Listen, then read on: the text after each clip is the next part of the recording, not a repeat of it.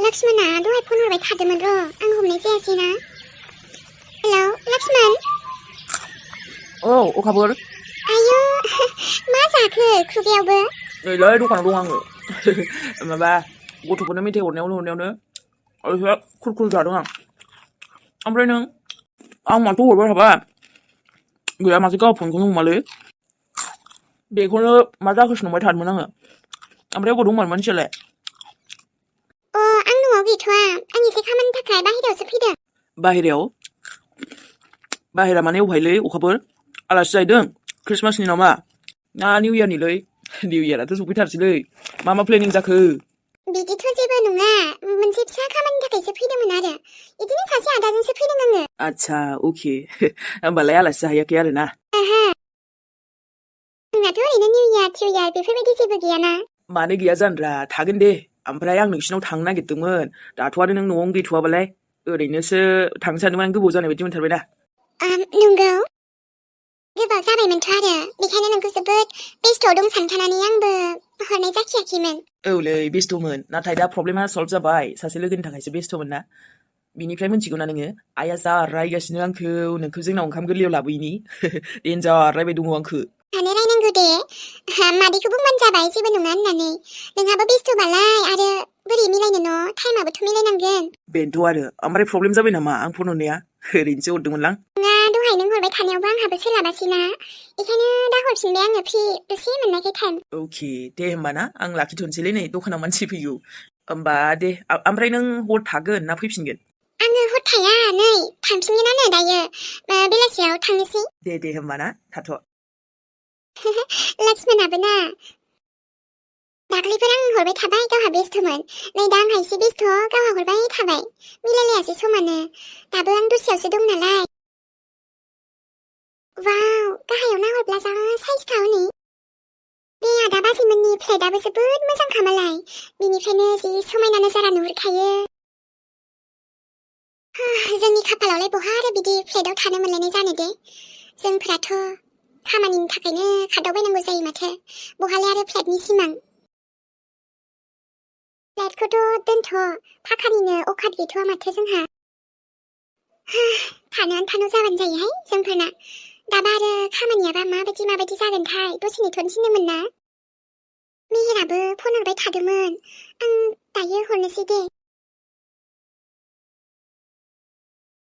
आफा, फैसा 2000 नांथ'गौमोनलै। फैसा मानोलै आबा?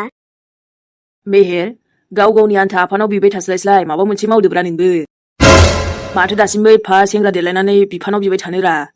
नंनायाथ' नंगौ र' आबा, नाथाय माब्लाबा बिनायखौलाय हरजायो दे, जेबो नङा नंनायालाय एसे एनैखौ। औ, गाव एसे खामायनो हाबा एसे साबसिन जायो आरोना मेहेर। बेसेथो बिफानाव बिनानै मोनबाय थानो। माब्लाबा नङा माब्लाबाथ' बिफानावबो गैया जागोन। अब्ला आदा, जेनेबा आं नोंखौ माबा मोनसे बुंदों नामा हो? नोंथ' आंखौ जेबो बुङाखै फंबाय, नाथाय थेवबो आं बुंबाय आरोना, खामानि मावदोब्रा माबा मोनसे। दे आबा, दिनैखिनिखौथ' आं हरनोसै। ओमफ्रायो नंमारगौ, नों माबा मोनसे मावमारदो दे। न'नि खामानिखौबो गावहा आरो खेथि माबा माबिखौबो मावनो बायो। ओइ आफा, हरनो गोसोबा हरलै, आरो हरनो गोसो गैयाबा था। ओमफ्रायथ' आदा, आं जेखि माव दा माव बे आंनि गोसोब्रा। नोंहा आंखौ बेबायदि बुंथारनांगौ जाहैबाय। माब्लाबा बिदा हिसाबै बुंबाय आरो, बेखौबो जुदि नों गाज्रि मोनोबा बेथ' नोंनि गोसोसै, नाथाय आंथ' नोंनि मोजांखौसो बुंदों। दाथ' आरो बेवाइयाबो थानायमोनबा, होमबाबोथ' बिफानाव बिबाय थायोमोनब्ला बोरै जागौमोनलै, सानना नायलाय। माथो बुंबावनो, दालाय आरो गथ' सानैखौबो। बा आदा, नोंनालाय हिनजाव थाखोनायखौनो नोङो जानला मानला सन्देह खालामनानै जे गावनि लाइफखौ आरो बाजैनि लाइफखौ बरबाद खालामबाय, बेफोरखौथ' नों एसे बुजिनाबा मानो साननो रोंदिया? आरो आंखौसो नों बुजायबावदो। मेहेर, खोथाखौ बबेयाव लांखो नोंलाय? जा खोथा बुंनांगौ बेखौ बुंब्रा, नोंना एसे बांद्रायबाय नामा? सैथो खोथा, थार खोथाखौ बुंबा देहायाव नांखायो आदा, अरा जोंब्लावखायो। दा गावनि खोथा फैनायखाय बेबायदि नोङो खोथाखौ दा जानला मानला बुंदों होनलायबाय नङासै? गावहाबा आरो बुजिनाबाबो बुजिनो रोङि बायदि खामानि मावबाय, दाना आंखौसो आराम स्राय बुजायदों नों। नोंलाय माथो मावोब्रा आदा? नोंबोथ' जेबोखौनो मावा माथो। हनै गावनि फिसालानि उन खारफायो, गावनि बै एक्स हिन्जाव सना ना मा, बिनि उनल' खारफासै।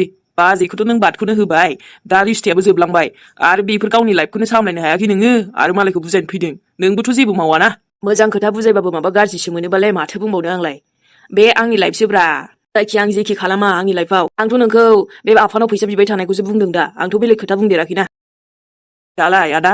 बेबोथ' आंनि लाइफसोना आंनि गोसो आं जेखि खालामा आफानाव बियो आरो जायनाव खि आंनि आफासोथ' मावनो गोसोबा मावगोन मावनो गोसो गैयाबा थागोन आरो मोनजानाय खिनियाथ' मोनजाबायानो थाखादोंना माथो होमबालाय नोंहाथ' जेबो खरसा नांगौ गैयाना मोजांनि थाखाय बुं गाज्रिनि थाखाय बुं बाथो आंनि लाइफसो गाव गावनिखौबा बा मालायनि लाइफखौबा नांजासोयो ना नांजालाय आदा इसेबां आंनि लाइफखौ आरोथ' आफा हरनो गोसोबा हरदो 2,000 आरो हराबा थादो आं थांसै दे आं दा पे खालामहरसै आबा नाङा केस फैसासो नांगौ आंनो दे होमबालाय नोमानाव बिहैलाय बेनाव दहाय दोननो खोन्थादोंमोन आङो बे खोन्थागोन आफानाव फैसा बिनायखौनो नों बेबायदि बुंथारबाय माब्लाबा समाव आंबोथ' मावगोन ना गावनि लाइफखौनो सामलायनो हायाखै गुबुननि लाइफखौ सामलायनो फैदों नुबायना आफा आंखौसो गाज्रि मोनलायबाय माबा मोजांनि खोथा बुंबाबो गाज्रिसो सानो जाबाय दे आबा बेनाबोथ' गथ'आ बेबो गोरोन्थि मावबायानो थाखायो आरो बांद्राय बुजिखाया बे मेहेरा अब्लालाय बिबानो हरनो नाङा ना नोंबो माब्लाबा समाव एसे खस्थ'बो होनांगौब्रा नोंलाय आबा नोंबोथ'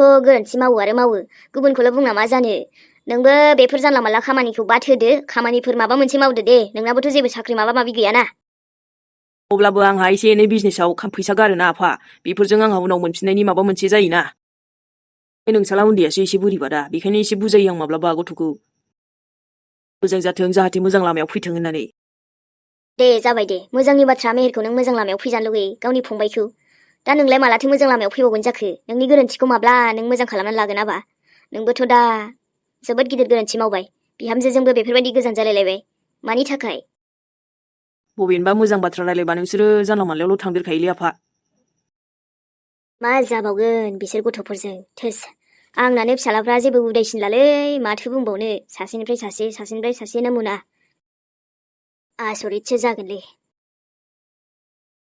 ओइ आबा सोरां आबाहाय मा जाखो आयै मा जाखो माने दा हाथायाव थांबाय बायोबा आंनो सिं सानायनि मलमखौ लानानै फै आरो आथिं गावनायनि मुलि नांगौमोनहाय जि आथिं गावसोयो आंना गोजां बोथोरावबाथाय दे जागोन दे आयै आंबा दिनै हाथायाव थांनाय जाना जाया जेबो नाङाबालाय मानोथो थांबाय थानोरा मैगंफोरा एसे एनै जानो आन्थायालाय न'आवनो दंखायोना नङा आरोहाय माबा बे नों एखनबा बिहामजोनि मुलि लायनो थांब्रबो ना बेफोराव थांबाय बायबासो होनदां दे जागोन दे लाबोगोन आङो फिसौफोरखौबो थिनहरनोबो हनै रावबो हाथायाव थांलाबायाना बिसोरो लोगोफोरजोंसो बहाबा ब्लद ब्लद ओंखारलाङो सासे आबौखौबोथ' आरो मा बुंनो नोंसुलाफोरालाय नै दासो बिदा फंबाय एसे अरलायनानै थांबायना आयु हामा जालायखोसै अखाफोर बिनानाव औ बाजै थ' जोंनाव फैनानै माबोरै मोनदों जायगाखौ मोजां मोनदों ना ओरैनोथ' जायगाया मोजाङानो बाजै ओमफ्रायथ' आङो बेयाव मिथिखादों आं मिथिखादों नों फैनायखौ फनावबो खोन्थाखाबाय नङासै दा ओमफ्राय माखासे खामानिनि खोथाखौबो एसे रायलायनोसै नोंनि नोंदाया जायनोबा नोंखौ बेहाय लाबोदों मोजां खालामबाय दे माने दा नों बेयाव फैनायानो जोंजों फेस टु फेस फैना रायलायफैनायानो साबसिन जाबाय फनावथ' बहाथो आरो इसेबां मानि गासैबो रायलायजोबनो हानो नङा होमबा औ बाजै नोंदाया खामानियाव थांदों अफिसाव दा बेखायनो फैनायाव एसे लेट जागोन नामाथाय अब्लाबो दा आलासिखौ माने नोंसोरखौ मोजाङै माबा केयार खालामनो खोन्थादों आरो नोंदायाबो माने नोंदाजों आंजोंबो रायलायखादों जेन'बा ओमफ्राय दा नोंनो बुंदो दे नोंनो माबायदि खामानिखौ माने फसायो नों हाथावथाव जेन'बा नोंनि हिसाबै जोंबो बेबायदि गोबां गथ'फोरखौ नोंसोरबायदि गथ'फोरखौ खामानियाव माबा आंखाल जानाय गोबां बिदि उसुबिदायाव गोग्लैना थानाय न'खराव गैजायै बेफोरबायदिखौ जोङो खामानि होयो आरोना नागिरनानै ओमफ्राय खामानिया मा नोंसिनि अफिसावनो जागोन ना माथो बाजै जेन'बा आंनोथ' खामानिखौ ना आंजों मिलायनाय माने आं हानाय बायदिबाबो जायोमोन आरो नाथायबा इसेबां डिग्रिथ' आंहा कमप्लिट जाथ'वाखैमोन बेखायनो कम्पानियाव बा खामानि दङ होननायखायसो आङो फैदोंमोन आरो खामानियाथ' जेनेबा जोंनि अफिसावथ' नङा नाथाय जोंहा बिदि सिनायनाय दङ नालाय गोबां आलदा आलदा खामानि थागोन आरो ना नानि हमनानै ला जेन'बा अबेबा आलदा आलदा माबा फेक्ट'रियावबो मावनो दङ ओंखारनाय खामानि गोबांनो आरो हटेलफोरावबो जों गोबां लगायना होखांखाबाय नालाय सिगाङाव बिदिनो रायलाय होनलायनो बेफोरबायदिबो जायो आरोना अनेक बायदि बायदि दाथ' माने बाजै आंनो जेखियानो जाया खामानि मोनबानो जागौमोन आरो जायखिजाया खामानिबाथ' जागोन दे नोंबो गोसो दंथारोबालाय आङो इदि माबा मोनसे सोना होनो हागोन आरो बेथनाथ' 8 आरो 10नि गेजेराव जागोन नालाय औ दे बाजै जागोन दे होमबालाय नोंदियाबो फैथोंसै बिदिबा दायो रायलायबावनोसै जाखिनि रायलायनो दे होमबालाय बाजै जुदि खामानिया जायखिजायानो मोनमारबाथ' मोजाङानो जागौमोन जोंहाथ' न'आवबो गोबां प्रब्लेम नालाय दायो दे होमबालाय नानि आरोबा नोंस्रा न'आवथ' जाथायखौ नोंबो खोन्थाखाबायानोबालाय नों जुदि अबेबा मोनसे आं खामानियाव लगायना होयोब्ला बेहाय नों मावबोला नानि लासै लासै नोंसिनि न'खरनि प्रब्लेमाबो जोबलांगोन आरो अब्लाना नोंबो गावनि आथिङाव गसंनो हानाय बायदि जाहैगोन लासैनो दानि जुगाव फैसायाबो जोबोद इम्परटेन्ट नानि आरोलाय मा हौवा मा हिनजाव खामानि मावनायालाय नङा होनबा नों जेसेबां हायो मावनोसो नांगौ जायखि खामानिया गिदिरानो जा फिसायानो जा ना माथो होनो जेन'बा जोंबो बेफोरबायदि मानसिखौ हेल्प खालामनो जोबोद मोजां मोनखायो सिगांनिफ्राय नानि जोंहाबो बेफोरबायदिनि फेमिलिनिफ्रायनो फैनाय नालाय गोदो जोंहाबो दासो एसे मोजां साब जाबाय नाथाय सिगां समावथ' जोंहाबो बेफोरबायदि खस्थ' मोनबोनाय ना औ बाजै नों मावनो सानदोंबालाय मोजांखौनो सानदों गोसोआ बेफोरबायदिनो जानांगौहाय दानि जुगाव गाव गावबो एसे एनै गावनि नांगौखिनिखौ सुफुंनो हानाय जाथारनांगौ दानि जुगाव फैसा गैया माने सनमानबो गैखाला बेनोथ' आरो जोंनि फेमिलिफोरानो माने खायसेयानो बांसिनानो जोंखौनो जेबो सापर्ट खालामखायाखै आइ आफा बेफोरबायदि जानायनिफ्रायनो जोबोद खस्थ' मोनगासिनो जोङो दायो बेखायनो आदाया खोन्थानायलाय आङो माबा मोनसे जागोनदां साननानै फैनाय नायदों आरो बाजै नोंनिसिम अ दे मोजां खालामबाय आंनिसिम फैदों माने नोंनि खामानियाबो माबा नङा माबा मोनसे लगायना होखाथारगोन दे आङो टेनसन दाला बाजैयाथ' मोजाङानो दां रायलायनायाथ' मोजां आरोबा आंनो खामानि लगायनानै होथारनो बुंदों नालाय माबा नङा माबा मोनसे खामानि जाहोथारदो दे आफा इसोर आंनोबो नङाबा आं एसे आसा मोनगोन साननानै फैथारदों रेस्टुरेन्टआनो जा जायखि माबा मोनसे कम्पानियानो जा अरजाथारा मानो होनबा फैसानि जोबोद आंखालखा खामानि मोजांबानो जाबाय मा गिदिर मा फिसा लाजिनांगौनिबो खोथा गैयाना बेफोरलाय बाजैया जुदि रायलायना होनो हायोबा जामारोबाथ' आंबो मावखाथारगोन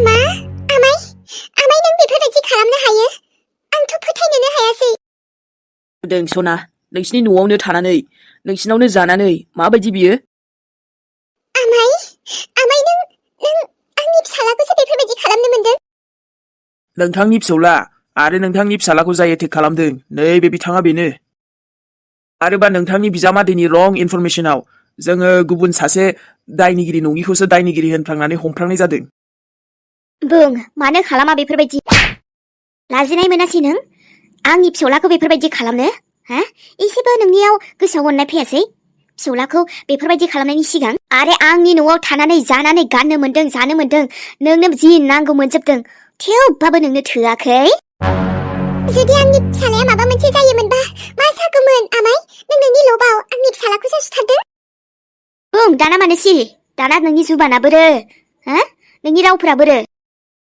बेनि सायाव आमाय नों जोंखौ बरननो होनो बेखायसो टाइम खाथायबाय थादो माने नों जोंखौ बरनखायानोमोन ओइ नोंसोरबो बेहाय बांद्राय ड्रामा खालाम मोना दै जोंहा जोंनि खामानिखौ मावनांगौखौ मावखागोन नोंसोर एसेबां टेनसन लानाङा गाबागाव थांदो मेडामजि आं बेहाय दिनै बेखौ आंनि बाथ्राया फुरा जायागौ मानि आंबो थाङा आंनि फिसौलाखौसो आखाइ होदो इयो ओरैनोथ' आङो बेहाय जेलाव फैखानाय आरोबाव नोंखौ बुथारनानै नांगौबा आङो आरोबाव थांगोन आं जेलाव बेबायदि ड्रामा गैया दे बिखौ गावनि दायनि थाखाय साजा होनो थाखाय आयेन दंखायो नोंहा साजा होनांगौनि गोनांथि गैया आमाय आं बेफोरबायदि माब्लाबाबो सानाखैमोन नोंखौ जों एसेबां सनमान होयोमोन आंनि फिसालायाबो आंबो नाथाय नों जोंखौनो माथो बेबायदि नोङो एसेबां गाज्रि गोसो आमाय नोंनि दानाथ' सिरि जाखासिगोन गावनि दायखौ आरो गुबुननि सायावसो होनो नागिरबावदोंमोन ना न'नि मानसि जानानै न'आवनो सुथुरखौसो फिसिगासिनोमोन मानो बुङा मानो खालामनाय नोङो मानोना मालिकखौ खालि अलंबारखौल' खालामनो सानदोंमोन नोङो मा एसेबां लबिया नोङो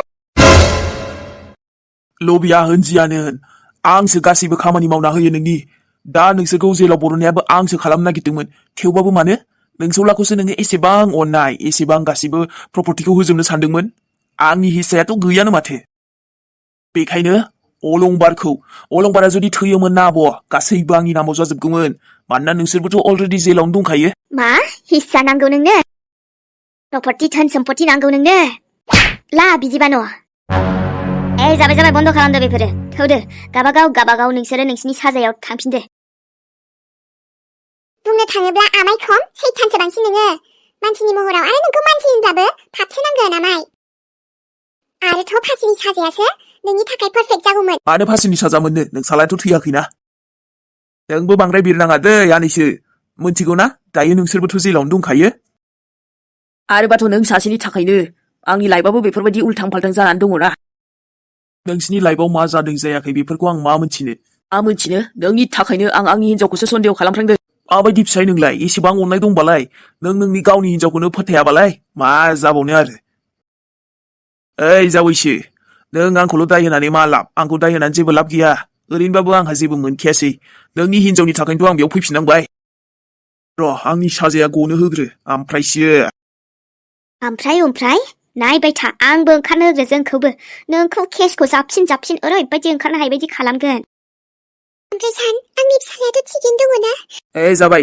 थौ दैमारि लानानै थांदो बेखौबो थां लानानै थां बिखौ आरो ओरैबायदि सास्ति हो बिखौ आंबो नायगोन नोंखौ आंनि फिसौखौ एसेबां बिदि खस्थ' होदोंथ' नों अ मेडाम गावनो गाव बिनिफ्राय गग्रोथ'ना जेलनिफ्राय ओमफ्राय उनाव नायबाय था सोरखौ नायो मा सानदों मेडाम आंनि फंबाया आंखौ थखा होदों अब्ला मा आं बिनिफ्राय ओंखारगोन आं दे नायनोसै आरो ओंखार जायखिया थग्रोदो माथो बुंबावनो आं आंनि फिसौखौसो नायनो लुगैदोंमोन अ मेडाम नोंखौ आलदा बुंनांगोन नामा मेम आंखौ दसे टाइम होग्रो र' दसे जास्ट 5 मिनिट मा 5 मिनिट 4 मिनिट राव बेलाय थौ खेबसेनो मा गासैबो न'खरनि बाथ्राखौ रायलायजोबनोसै हा मेम प्लिज जास्ट 2 मिनिट्स होमबालाय नो चान्स थौ मेम प्लिज 1 मिनिटल' होमबालाय प्लिज दे आरो बिनि एसेबो बारा नङा दै जानाय लोंनायखौनो सुखुथारासै हां मेडाम एसे साबसिन होबा मोजां जागौमोन नामा बेफोरबायदि जानाङाथ' जेलबाबो जानाया एसे मोजां फथायहरनाय आरोथ' फुङाव आङो बेफोरबायदि फुं मोना जायामोनथ'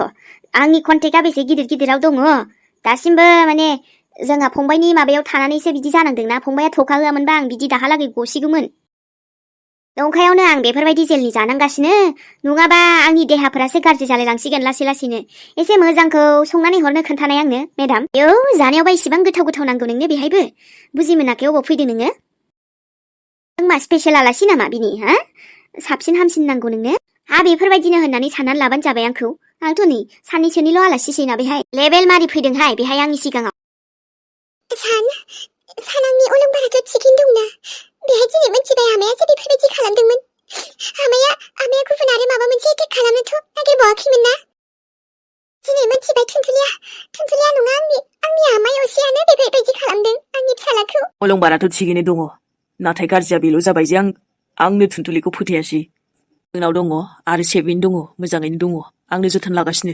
प्लिज सान आं फैसान्दि आबाखौ नोंनाव लाखिदो दे जागोन थेंक इउ सान बेफोरनि चक्करावनो आंनि सोमोन्दोआसो जोबलांबाय थुनथुलिजों गोरोन्थियालाय आंनिखासै आंथ' मा बुंबावनो आरो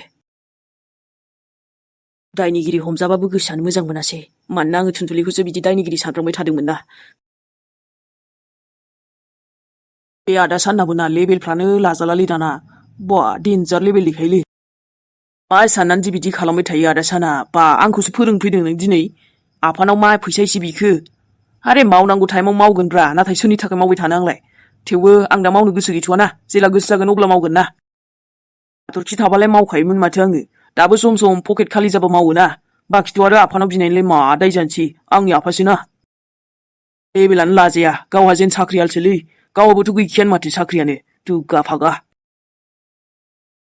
जावनो फैदों नों आंखौ आदा जावनो फैदों बांद्राय जावनाङालै आंनाबो खुगा दङ आंबो गोदोसो बांद्राय बियोमोनब्रा दा खमसो बिबावसै आङो रंजाबावसो खम बियो आङो दा हिनजावानो दं ना मा दं आंहालाय सोरनि थाखाय आं खामायबाय थानो दानो जेबोआनो जायाखै आंना दाबो खामायनांगौनि मानांगौनि उनाव खामायबाय थागोन ना बापरे बाप बिमा बिफानाव फैसा बिनायाबो दाय जाबावो माब्लाबा समाव बिनांगौब्रा माथो आरो बिबाय थायाना रिसार्च सोनायनि मानायनि बेफोरखौलाय आंहा बेबस्था खालामखायोब्रा आफानाव बिनानै सोआथ' आङो रिसार्चखौ खालि एखनबा नांगौआवसो बिनाय जायो आरोना दे होमबा सनामोन दिनैनि भिडिअखौ बेखिनियावनो दोनथ'बाय लोगो मोनफिनसिगोनलाय नेक्स्ट एपिसडजों जायाबाबो दसे सम लानानै फैलायबाय जेबो प्रब्लेम जायाबाथ' थाबैनो नुजाफैफिनसैलाय सनामोन थाथ'लायदो बयनिसिमबो लाभ इउ दोनथ'नोसै दे होमबा सनामोन आरो नायनायनि थाखाय थेंक इउ बयनिसिमबो मोजां मोनदोंबा लोगोसे लाइक कमेन्टखौबो खालामबानो जाबाय जायबा नायनानै एसेबाबो मोजां मोनबाय दै सनामोना